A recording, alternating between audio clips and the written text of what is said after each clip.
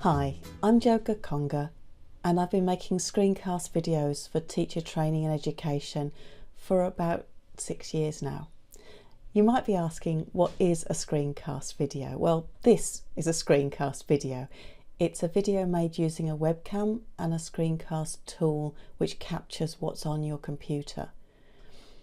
I use them for the flipped classroom, for trainees to watch before they come to input sessions, and also as a resource for teachers and for trainee teachers. Some of the things I've learned as I've gone along, I think, have made them better. What I've really noticed is that they don't require a lot of technical expertise to make.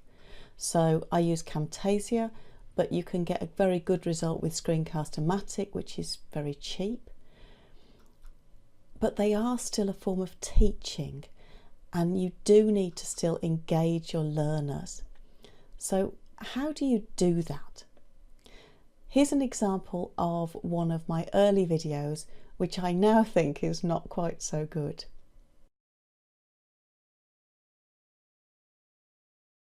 Hi, this is Gakonga, and today I'm going to be taking through concept checking for vocabulary. This is a session that you need to watch before the input session so that we have lots of time for practice in the input session. Okay, what we're going to be talking about really is teaching vocabulary. Now, when we teach vocabulary, the first important thing always is to put it into a clear context. It's much easier to understand something if it's in a context, an obvious context. You then need to explain what it means, clarify it, and finally, it's really important to check that they've understood. And this last one is exactly what this session is all about.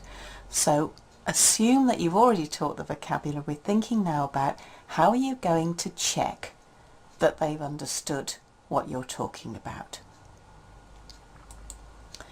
So for the class, I want you to be particularly thinking about why is concept checking important and what are the golden rules. What are the things to really focus on when you're writing concept check questions? So let's have a look at some of the things that I think I've improved over time. So this bar at the bottom is worth getting rid of. I think it's just unnecessary there. And these post bars also.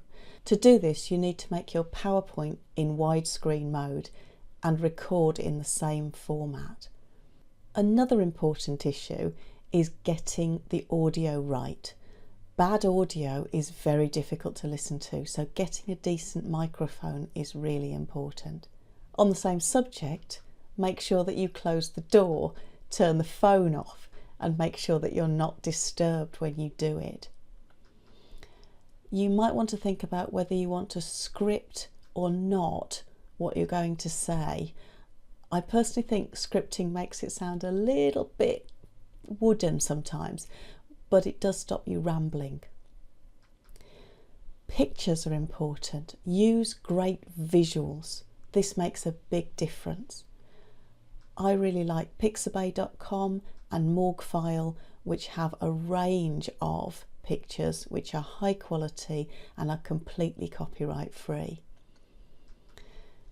You also want to think about the writing that you use on your slides, the font, the size, the colour.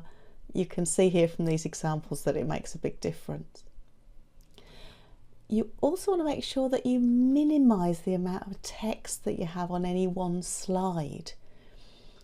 This is not a great example of PowerPoint use or video use. I would suggest that you use fewer words on each slide, but have more slides if you've got more to say. In this medium, people can go back if they missed anything. Also worth thinking about, and this has been a major learning journey for me, is that static images are dull. So using animations in PowerPoint and changing things and maybe showing yourself like this on a webcam is a good thing to keep people engaged. So now you've seen some of the things that I think are important. Here's an example of a more recent video that I've made that I think is a bit better quality. So what are the advantages and disadvantages of this approach? Is it any better than a deductive approach? Well, the research evidence is actually very mixed. Some trials have shown that it works well and some that it works not so well. So there's probably not a right answer to this, as with many things in teaching, but it does seem likely that if you work out a rule yourself, it's more likely to be memorable for you. So I think that's the big potential plus of this. It also gives learners practice in identifying patterns, so potentially this makes them better learners. And then there's this one, and this to me is the big advantage, is that it does stop a kind of grammar lecture by the teacher, so chalk and talk presentation. It makes learners more active, and that's, I think, got to be a good thing.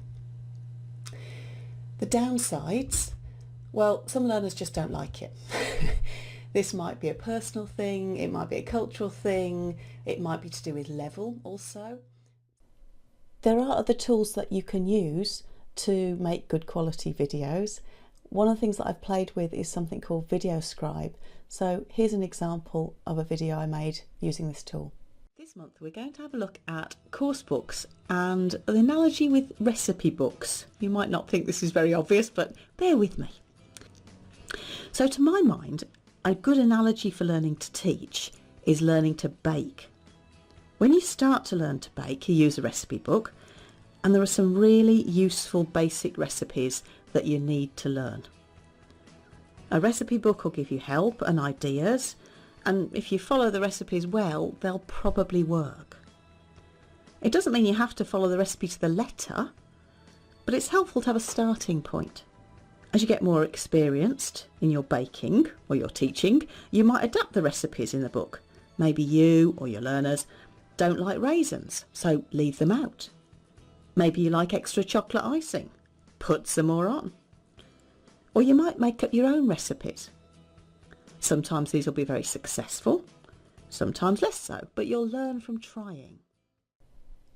There are other tools like Powtoon, which give you a really nice animated look to your video, so you might want to try that out. If you'd like to see more of my work, my websites are listed below. ELT training is for novice teachers and teacherfeedback.org is for teachers who mentor other teachers. And do get in touch, my email address is just below too. I hope this has been helpful. Thanks very much. Bye bye.